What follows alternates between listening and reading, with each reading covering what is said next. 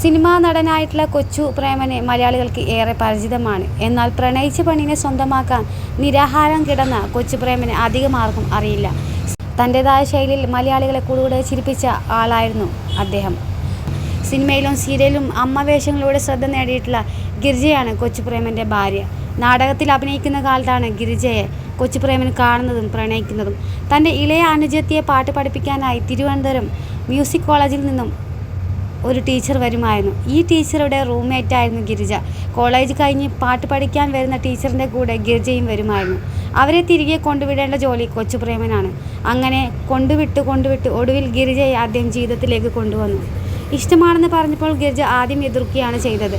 എത്ര ശ്രമിച്ചിട്ടും ഗിരിജ സമ്മതം മൂളിയില്ല.